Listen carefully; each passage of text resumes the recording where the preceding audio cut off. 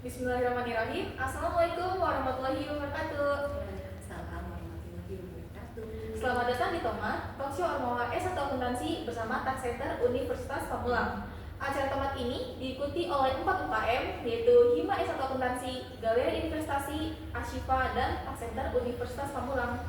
Tema Tomat diantaranya ada pencegahan dan penanganan kekerasan seksual, pencegahan dan penanganan anti toleransi, pencegahan dan penanganan anti perundungan, anti korupsi, pembinaan karakter, bela negara, wawasan kebangsaan, dan pembinaan kewirausahaan. Perkenalkan, saya Dera Wulandari selaku moderator yang akan memandu jalannya talk show pada tema kali ini. Halo kawan pajak, bagaimana nih kabarnya? Semoga sehat selalu ya. Pada talk show kali ini, kita akan membahas mengenai pembinaan kewirausahaan, di mana teman-teman bisa langsung nih mendengarkan pemaparan dari narasumber kita yang sangat luar biasa, yaitu Ibu Dr. Vivi Iswanti Nursiwan, SSOS MM, selaku dosen S1 Akuntansi Universitas Pamulang. Halo Ibu. Halo Dea. Bagaimana kabarnya? Teman-teman, baik alhamdulillah. Ya alhamdulillah, semoga sehat selalu Ibu. Terima kasih. Baik, mungkin langsung saja dengan tema kita yaitu mengenai pembinaan kewirausahaan. Nah, pembinaan kewirausahaan sendiri itu merupakan proses bimbingan atau pelatihan kepada suatu individu atau kelompok untuk mengembangkan kemampuan dalam berwirausaha. Nah, di era modern ini tuh pembinaan kewirausahaan bukan lagi sekadar ajang pelatihan, tapi juga sebagai proses untuk menyamai mimpi menjadi realita. Nah, kita juga tak hanya berbicara nih soal keuntungan, tapi juga tentang bagaimana menciptakan inovasi yang membawa perubahan. Nah, di episode Tomat kali ini, kita akan membahas apa sih sebenarnya kewirausahaan itu, dan apa aja sih tips serta inspirasi yang untuk memulai berwirausaha. Bagi Ibu mungkin bisa langsung ke pertanyaan pertama aja Kak Yu. Boleh, silakan. Nah, menurut Ibu tuh apa sih yang dimaksud kewirausahaan dan kenapa sih hal itu tuh penting bagi mahasiswa? Oke, terima kasih Dea dan teman-teman Thomas semuanya. Oke, kenapa kewirausahaan penting? Kewirausahaan penting banget karena indikator keberhasilan suatu negara itu bisa dilihat dari angka jumlah entrepreneurship-nya terbangun apa enggak. Kalau di Indonesia saat ini masih di 3,1% gitu mereka yang menjadi entrepreneur. Padahal konsep kewirausahaan sendiri itu sangat-sangat dibutuhkan bagi ekonomi secara makro gitu. Konsep kewirausahaan itu sendiri adalah bagaimana seseorang di dalam satu negara itu bisa menumbuh kembangkan nilai-nilai entrepreneurship-nya. Sebenarnya kayak nilai-nilai keberanian, berani mengambil resiko, kejujuran, integriti, disiplin, hal-hal baik itu banyak sekali dalam konsep kewirausahaan sebetulnya, nilai-nilai entrepreneurship.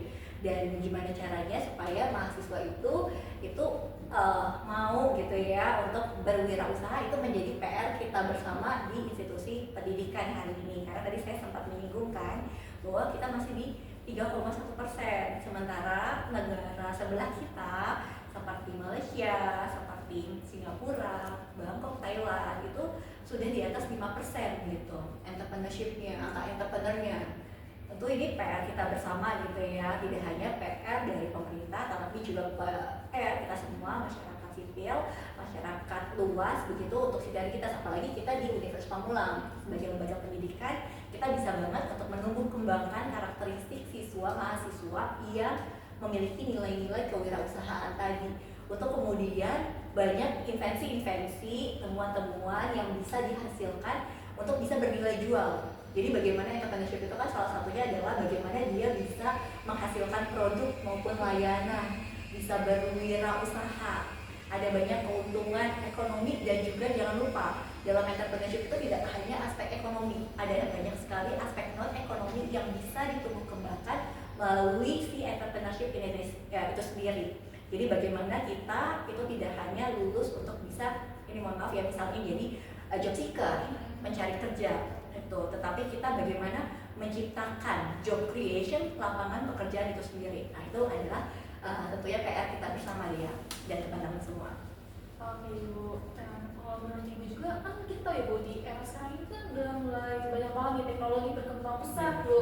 Nah menurut Ibu seberapa besar sih pengaruh teknologi dan khususnya media sosial bagi kewirausahaan ini? Oh ya, sosial media itu penting banget saat ini, dan itu terlepas dari bicara sosial media tentu ada dampak ya, ada negatif side tentu, tetapi juga banyak sekali dampak positif yang bisa dihasilkan untuk tumbuh tumbuh kembang kewirausahaan itu sendiri. Jadi sekarang itu bisnis banyak yang menggunakan teknologi, dan kemudian teknologi itu diaplikasikan dalam bentuk sosial media commerce kan, perdagangan berbasis sosial media.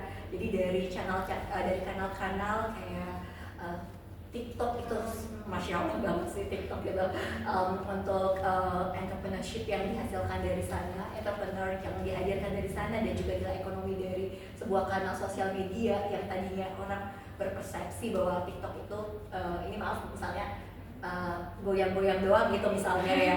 Sekarang kan kayak udah banyak sekali menjadi solusi kebermanfaatan yang dihasilkan dengan adanya kanal sosial media berupa katakanlah TikTok gitu.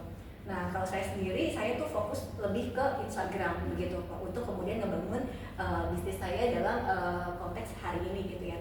Saya belum memaksimalkan TikTok itu sendiri, tetapi saya memperhatikan juga gitu ya, karena entrepreneur, saya memperhatikan juga kanal daripada TikTok itu luar biasa banget ternyata untuk digitalisasi penggunaan sosial media berbasis yang memang anak-anak muda itu adanya di sana ya. Rupanya saya nggak ngerti berapa lama atau durasi untuk penggunaan TikToknya, sehingga banyak sekali produk maupun layanan yang dihadirkan menggunakan sosial media TikTok khususnya. Gitu sih. Nah, tadi kan menyinggung soal apa sih sosial media. Nah, tadi ibu juga ngomong soal bisnis ibu. Ibu berfokus ke Instagram kan. Iya. Nah, saya mau nanya sih ke soal bisnis ibu. Ibu pernah nggak sih ngelakuin kesalahan yang pernah ibu berbuat gitu dalam berbisnis? Itu boleh kasih tahu ibu ke teman-teman. Kesalahan dalam berbisnis. Iya, kesalahan ibu nih apa nih? Oh iya. Iya. Serem banget ya. Iya pernah banget dalam kita dalam bisnis itu memang harus zero ya dalam mistakes. Tetapi ini ketika diaplikasikan ya. Tetapi untuk bisa mencapai zero mistake itu, kesalahan nol itu perlu experience, perlu pengalaman gitu ya. Nah, pengalaman itu tentu harus dicoba dulu kita harus berani dalam mencoba gitu. Kalau bicara kesalahan, kalau bisnis saya sendiri 1 tahun ini untuk kemudian kesalahan yang fatal sekali terkait keuangan begitu ya. Sejauh ini kita bisa risk mitigation, kita bisa mitigasi risiko, sehingga untuk keuangan permasalahannya bisa ya kalau untuk setahun ini ya untuk rugi misalnya begitu, saya pernah, tapi itu secara overall monthly performance itu tidak terlalu pengaruh. Paham nggak? Jadi misalnya saya boleh buka contoh usahanya? Boleh ya?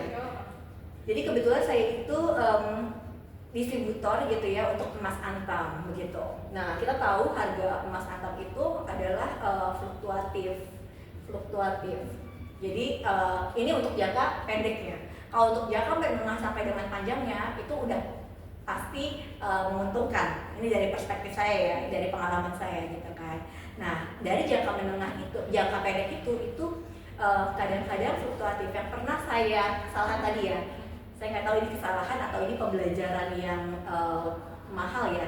Jadi saya itu jangka pendeknya itu saya minus 425.000 gitu. Tapi tadi balik lagi ketika dikalikan dalam 1 bulan tidak minus. Maksudnya monthly performance ya, performa dari 1 bulan itu tidak terlalu ngaruh. Tapi secara operasional, karena saya kan manajer operasional juga untuk usaha saya. Jadi saya mengevaluasikan. Nah itu saya minus 425, paham ya? Itu untuk pecahan 25 gram. Paham nggak teman-teman? Paham nggak? Jadi ketika saya beli kondisinya 30, misalkan ya 38 juta. Ketika saya 4 hari kemudian, saya beli pas lagi tinggi-tingginya misalnya. Lalu kemudian 4 hari kemudian itu nggak 38 juta, tetapi harga emas ketika itu adalah 38 juta 425.000 gitu. Dan ada orang yang lagi demand, ada orang yang minta gitu, Kak ada emas antam tidak gitu kan, 25 gram. Sementara saya kan kemitraan bisnisnya. Sementara saya punya SOP tidak boleh menolak customer sepanjang customernya benar ya. Jadi kita punya SOP untuk memastikan bahwa customer ini itu benar adalah customernya, paham ya? Karena kan bisnis emas itu penuh ini ya, ada potensi risiko gitu, ada potensi risiko. Kalau customernya tidak kita validasi dulu gitu. Jadi kita tuh pun mau melayani aja, kita cek dulu customernya atau karakteristik customernya gitu. Nah itu kondisinya aman, tapi kondisinya adalah bahwa kita beli sama kita jual di 4 hari itu ya nggak aman gitu loh, karena saya beli pas lagi tingginya, sementara saya jual ketika itu 4 hari itu pas lagi turun, jadi saya minus 425. Dan itu buat saya kayak ternyata dalam bisnis itu kita kadang-kadang dihadapkan dengan antara customer satisfaction dengan operational yang harus kita manage itu tidak selalu sejalan gitu. Jadi saya nggak tahu itu kesalahan atau tidak. Mungkin pelajarannya adalah saya untuk yang part itu bisa menyampaikan ke customernya bahwa saat ini belum bisa untuk ditransaksikan, mungkin begitu kali ya, untuk bisa disampaikan dengan cara yang bijak supaya kita bisa tetap menjaga customer satisfaction, dia tetap merasa dilayani walaupun tidak berhasil ditransaksikan gitu, karena itu agak kurang sehat secara saya di operasional. Saya melihatnya itu gitu. Kalau dibilang rugi atau tidak, untuk basis daily-nya itu rugi, tapi untuk monthly performance-nya alhamdulillah nggak rugi ya. Sehingga saya bisa survive dari 1,5 tahun ini, kurang lebih ya, setahun lebih sampai dengan sekarang. Begitu Mbak Dea. Wow. Oke, mungkin lanjut tadi balik ke ini ya Bu, ke kewirausahaan. Iya. Jadi menurut Ibu seberapa penting jadinya edukasi kewirausahaan ini tuh di bangku perkuliahan? Ya, penting sekali edukasi ya, edukasi untuk teman-teman mahasiswa untuk memulai usaha itu sangat penting di bangku perkuliahan, karena kita harus bisa berani untuk mencoba sesuatu yang baru, dan itu karakteristik sih, karena banyak teman-teman itu yang belum berani, takut gagal seperti itu mendominasi. Padahal sebenarnya energinya mereka, anak-anak muda itu kalau saya melihatnya itu energinya lagi besar. Jadi sebenarnya yang perlu dilakukan adalah visibility atau kelayakan dari studi sebelum berwirausaha. Edukasinya harus kuat dulu nih, usaha apa untuk teman-teman yang paling sekiranya tepat, resource-nya teman-teman yang kalian miliki, terus ada permasalahan apa di pasar, di lingkungan yang bisa sekiranya kalian jawab gitu, tanpa kalian merasakan resiko gitu. Karena kalau dalam usaha itu ada resiko, ada banget. Tapi gimana caranya kita bisa memitigasi, bagaimana caranya kita bisa meminimalisir risiko yang ada gitu. Karena hampir semua usaha itu ada risikonya, tinggal sejauh mana kalian bisa memetakan risiko itu untuk kemudian kalian kurangi, atau bahkan insya Allah bisa dihilangkan sebenarnya. Kalau semakin ahli, semakin experience-nya semakin banyak gitu ya, kalian udah tahu tuh, udah langsung notice tuh misalkan ini, maka kemudian kalian harus melakukan alternatif A, B, dan seterusnya gitu ya. Ibu, nah terus menurut Ibu dibuat mahasiswa mungkin yang baru mau merintis, yang paling penting tuh apa sih Bu, antara modal yang besar ataukah ide yang kreatif? Saya tipe yang ide yang kreatif. Kenapa tuh? Idenya harus kreatif, idenya harus original.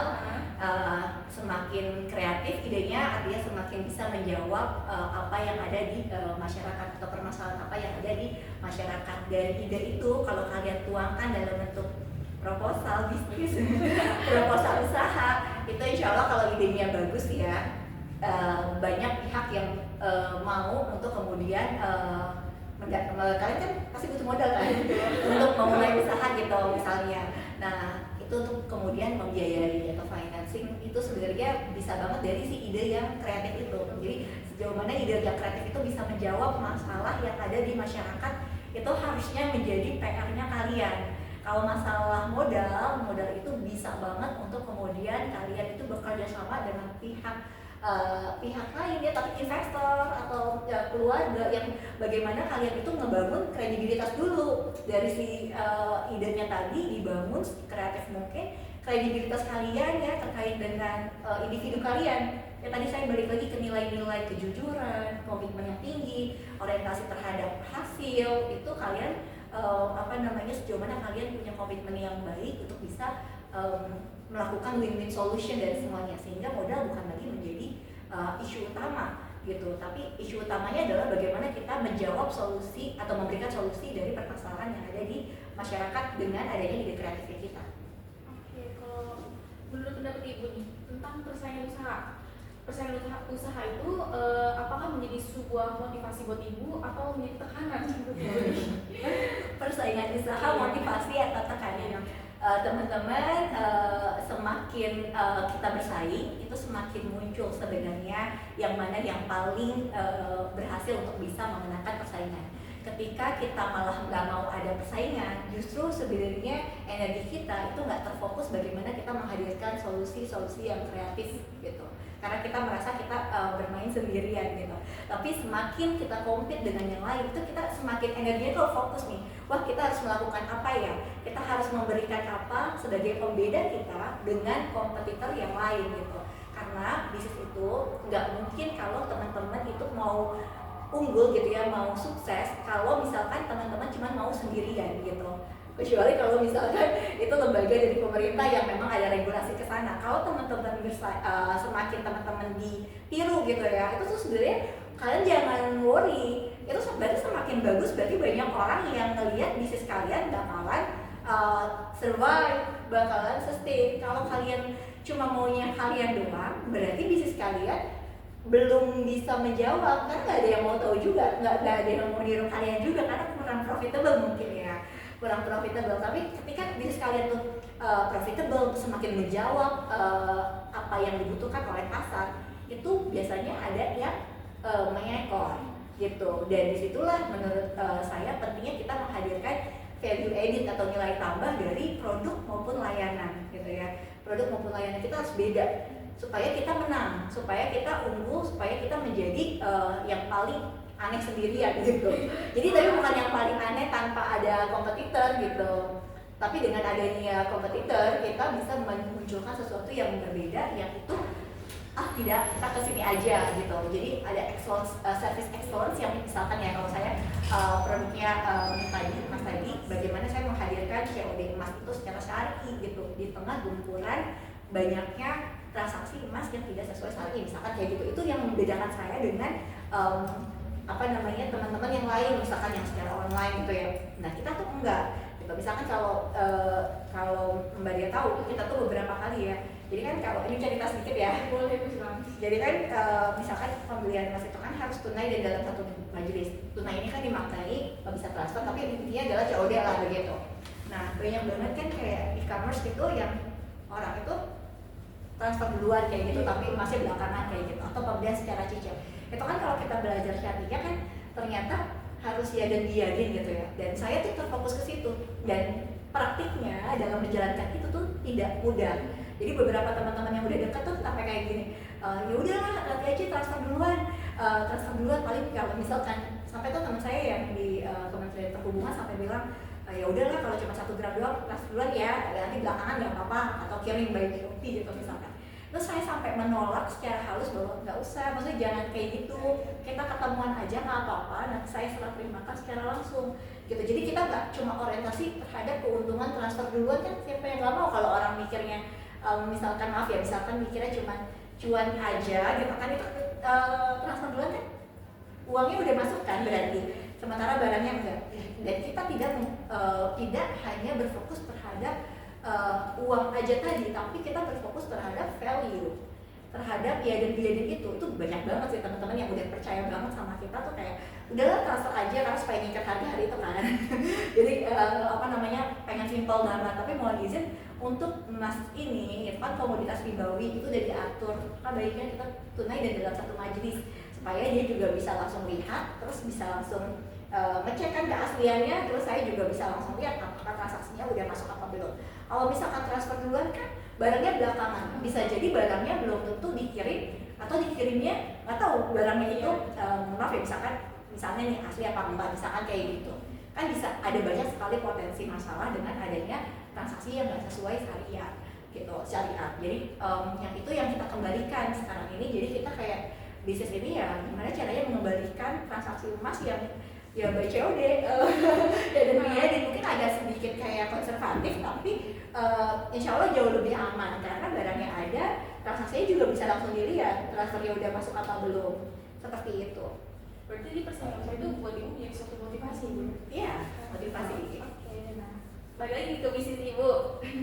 Bagaimana cara ibu mengatasi rasa takut gagal meninggalkan bisnis? Oh iya, Iya. perasaan takut gagal ya, serem ya. Oh iya ya. Apalagi saya itu kebetulan saya megang wilayah satu kota gitu ya. Jadi takut gagal itu ada banget gitu ya, sama manusia biasa ini human being-nya ada, apalagi emas gitu ya. Dan gimana caranya ya kita harus fokus ke visi ke depan. Kita ingin usaha ini dikenal lebih luas lagi ke masyarakat.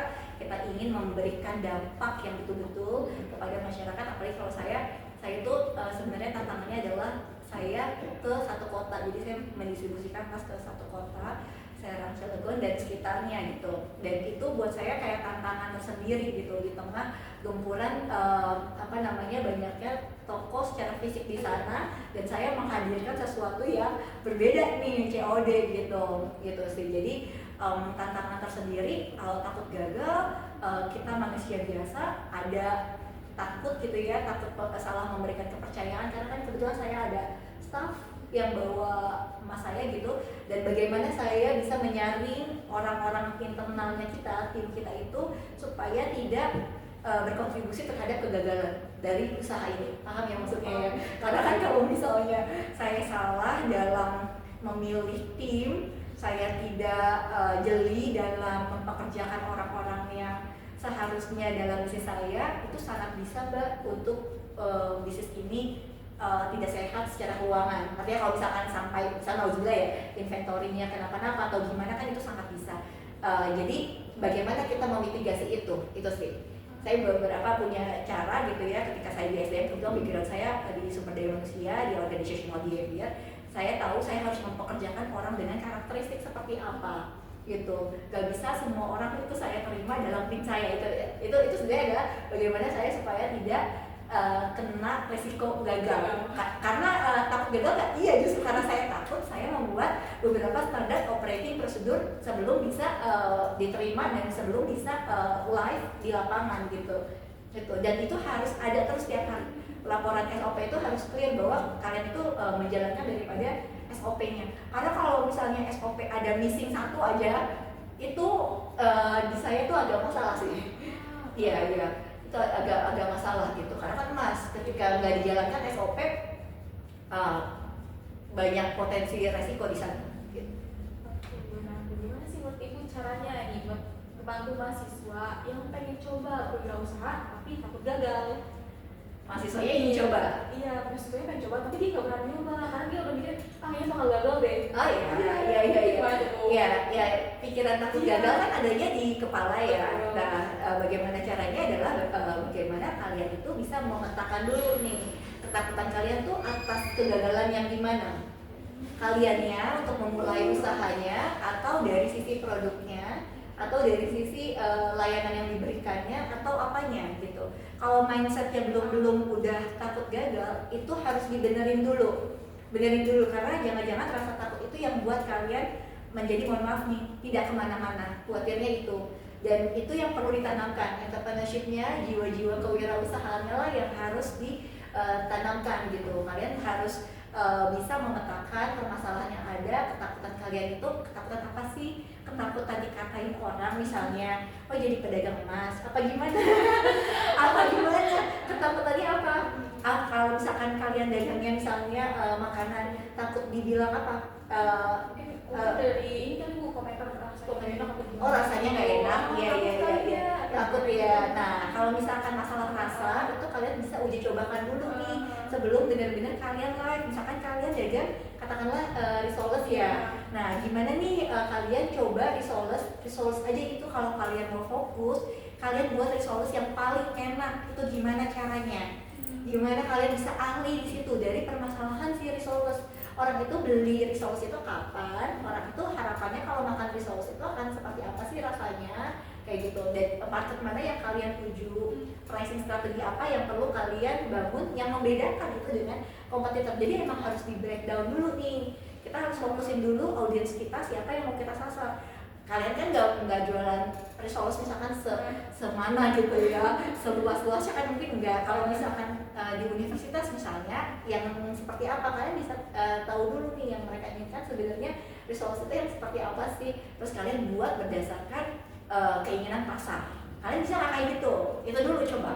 Kalau kalian bisa, insya Allah bisa diterima. Jadi jangan sampai kalian malah udah memulai dulu, terus kemudian ternyata pasarnya tuh malah bilang bukan itu kan berarti jadi potensi gagalnya malah lebih. Jadi disiapkan dulu secara matang. Tadi kan saya sempat bilang studi kelayakan. Jadi di studi dulu kelayakannya secara operasional, secara marketing, secara kalau saya sampai secara hukum kalau saya ya, karena kan agak berat ya modalnya kayak gitu.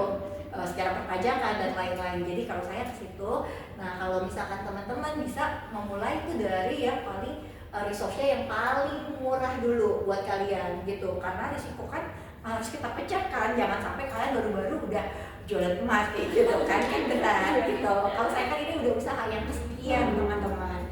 Jadi tadi itu contoh yang ketika saya jalankan usaha hari ini. Saya sebelumnya ada usaha nggak? Ada banget. Saya pernah laundry, pernah yang lain lah gitu. Jadi udah banyak beberapa kali yang memang saya jalani begitu sih.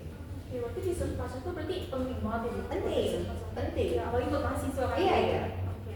Nah, menurut Ibu nih, skill apa sih yang harus dimiliki seorang mahasiswa itu agar dia tuh sukses dalam berusaha? Skill ya? Iya. Kalian tuh harus punya banyak skill teman-teman.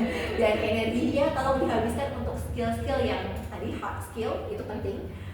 Lalu kemudian soft skill itu penting banget. Komunikasi, marketing itu penting banget tuh, branding, lalu kemudian selling, skill menjual, terus kemudian skill juga dalam bernegosiasi itu kalau di saya itu penting banget. Ternyata beberapa part itu kalau saya ternyata kita nggak harus transaksikan tetapi menegosiasikan, itu jadi kayak oh iya, kemampuan untuk bisa negosiasi kita tuh sangat biasa. Kalau teman-teman juga ya kalian harus bisa ngitung sebelum usaha, kalian hitung dulu kelayakannya. Jadi jangan memulai dulu terus kemudian ngitungnya belakangan. Dibalik teman-teman, kalian kan belajar